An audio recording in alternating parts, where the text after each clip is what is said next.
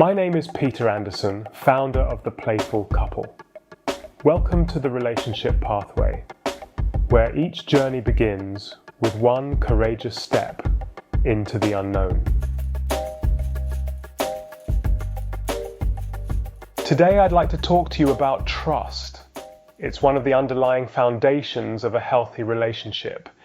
Yet, trust can mean very different things to different people. I want to explore some of the forms of trust I've come across and how they shape the relationships we hold close to our hearts.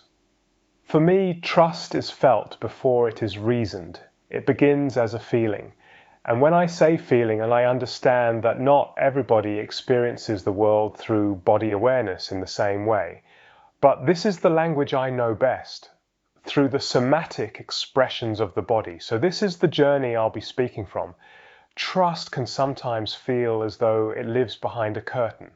Somewhere inside us, there is a younger, more vulnerable part that does not fully respond to logic, explanation, or carefully constructed arguments. It responds to feeling. It pays attention to tone, the sound of someone's voice, the timing of communication. It notices whether actions are consistent or whether little red flags quietly appear as signals of concern. And for trust to come out into the open, there often needs to be a sense of carefully placing stepping stones, allowing trust to slowly move forward, and especially if it has been hurt before.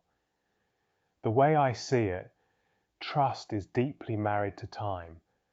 Emotional safety cannot be rushed simply because we want to reach a resolution or move beyond discomfort. Trust moves at the tempo it feels is necessary in order to take the next step. It rarely arrives through one dramatic gesture. Someone may buy flowers, organize a holiday, or create a beautiful experience. These things can be meaningful, but they are not usually the foundation of trust itself. Trust is often built through something much slower, much gentler, and far more consistent over time. Sometimes when one person says, "I don't trust you," the other responds by doing something they believe proves their trustworthiness. And then there can be this feeling of, okay, it's fixed now.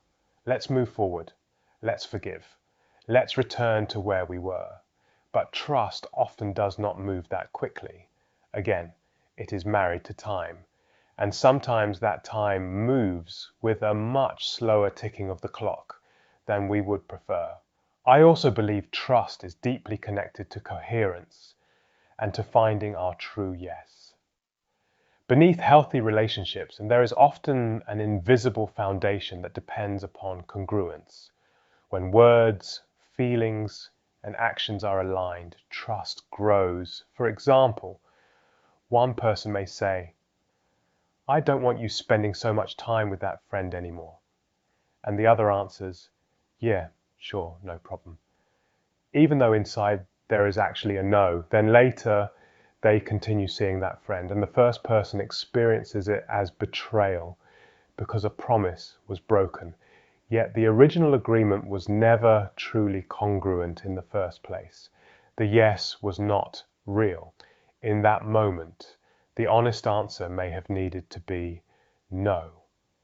Difficult as that may have been, trust can actually build around honesty far more reliably than around compliance. It is not simply about being nice to one another. Sometimes people trust the painful truth more than the comfortable performance. There is also the way trauma can distort trust, when the nervous system continues protecting itself from an older world. If somebody has previously been in a relationship where trust was repeatedly broken, they may become highly sensitive to certain signals.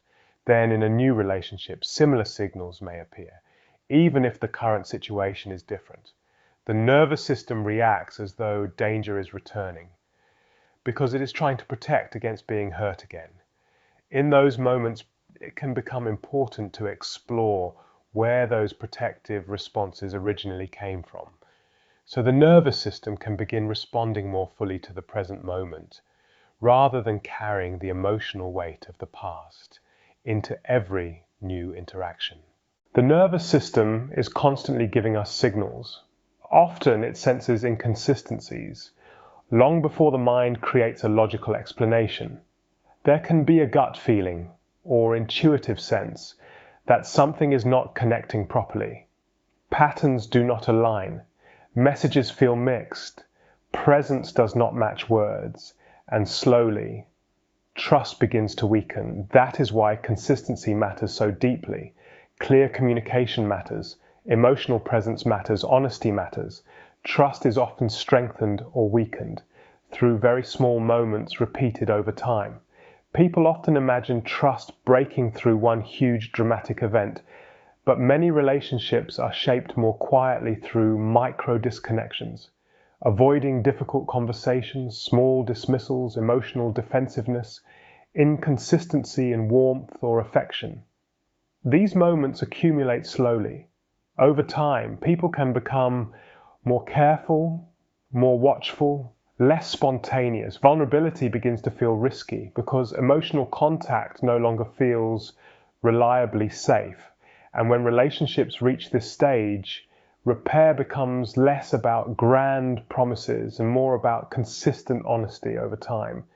Trust can deepen again after rupture, but it usually requires patience, emotional responsibility, and repeated experiences of safety that are steady enough for the nervous system to finally believe them.